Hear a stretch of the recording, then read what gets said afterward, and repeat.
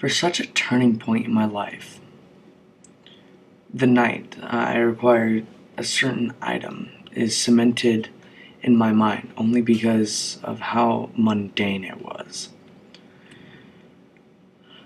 I didn't change upon a dusty tome buried amidst a pile of moldering books in a university library, nor did I change upon a madman with a basket of trinkets of balderdash in a back street. I sat in my underwear, lit only with the dull blue glow from my computer monitor, browsing for eBay for nothing in particular. The music in my ears fluctuated again, the sorrowful notes of Toxic by Britney Spears being edited away, replaced by this strange yet familiar concoction of static and oppressive silence. I rolled my eyes and removed my headphones, tapping them against my palm, while muttering half-formed sentences expressing my disdain for ever purchasing them. After a few minutes of tapping refused to exorcise the demons in my earpieces, I began to browse for a replacement. I then, on that unassuming of nights, stumbled upon a posting that would have irrevocable implications for me. Wireless headphones, unwanted, present, used only once, bought as a gift for my nephew, only used once, given back to me because of the talking in them. Guaranteed good condition, no point letting them go to waste because of a overreactive imagination. The auction seemed like an amazing deal, only an hour or so left, a fraction of the retail price, paid delivery. I placed a bid and took myself to bed, trusting that the late hour to protect me from having a new trinket stolen from me. As it happened, I was right, and they arrived a few days later. That was when things began to happen. As I connected them into my PC, I could feel a strange heaviness in the air, like a charge in the air before a thunderstorm. I dismissed it easily, though. I thought it was just simply a system of muggy air summer. And an hour or so later, permitting the things to accrue the decent amount of charge, I placed them on my head and flicked the power switch. I was surprised to find, however, that there was no background static. There was a deep silence. Childish, as the notion seemed at the time, it felt just as the silence of a tomb. There was also a hint of another sound, a raspy hiss of a whisper on the edge of hearing. I cast it from my mind.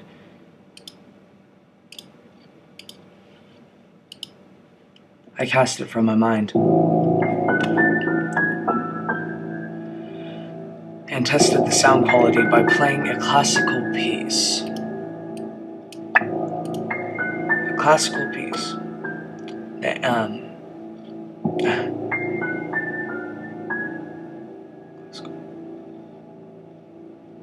classical piece, the finale to Swan Lake. My eternal shame, I felt a flutter of relief as the beautiful notes of Telshwaki's ballet cut through the silence. After a few minutes, however, I was pulled away from my reports. I was busying myself with a familiar buzz of static in my ear, and now with a disturbing new sound mixed in. Voices, maybe hundreds, talking all at once in a hoarse, drown-out whisper. and drown out whispers. Some were too fast to comprehend, others too slow. Some were in different languages, some long dead tongues of syllables unpronounceable. I broke out in a sweat, eyes wide. I was the subject of these voices, understandable ones, at least. They spoke of my choice of music. They cut through my clothes and reports strewn across my desk. One voice cut through the throng, however, and a dirty sound deceased rasp. It said only one thing, but it was enough to make the hairs on my back of my neck raise and my heart pound. It merely said, "They noticed us." I threw the headphones off my head and tore from the room. As I did, I heard a burst of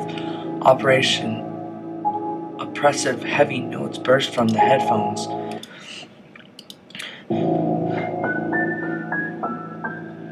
A terrifying mix of air raid sirens, the static screech of an unturned radio.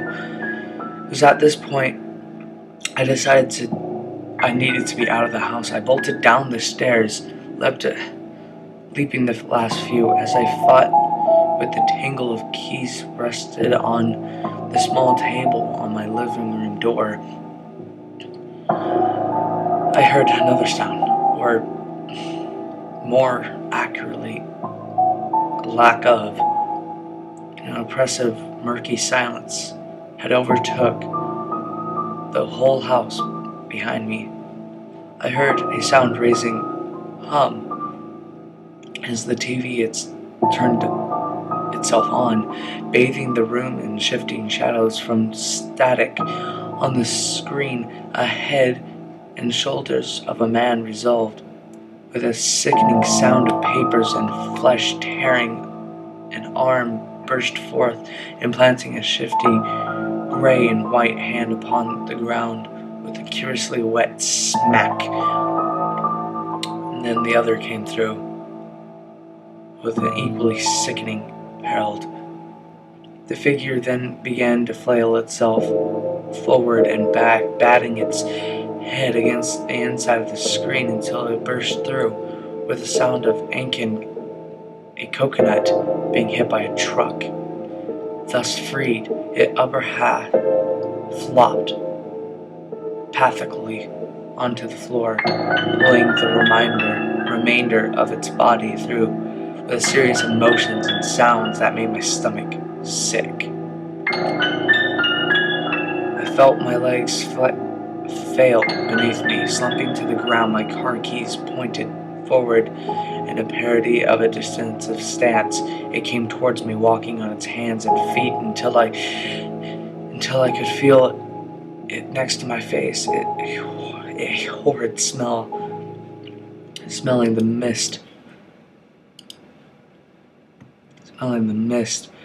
of odor of old books and rotting flesh lurching into my nostrils. A ragged wheeze. I tensed up, waiting for the jaws on my throat, handed around my neck, anything, but nothing came. Though trembling lips, I managed to force a single question to the creature. "Why are you here?" I stammered. I could feel it smiling. "You heard us," it said in a full malice and pain. "You listened to us. You're our toy now." It laughed, a hollow, empty sound. "Lucky you." And then I was alone. I felt the presence go. The oppressive sound of static and dull silence stripped away, leaving the usual sound of the night in its wake. I don't know how long I laid there, staring at nothing, before sleep overtook me. When I next awoke, I took the headphones and gave them to a charity shop. It is symbolic gesture, for now those terrible specters visit me nightly. horde, a horrible shifting man, their herald, getting their fun from seeing my human fear. But that brings us to the real reason why I'm telling this story. Be careful when you stare into the screen of static or hear a rational man would presume to be interference with your headphones, or even when you complete when you're in complete silence.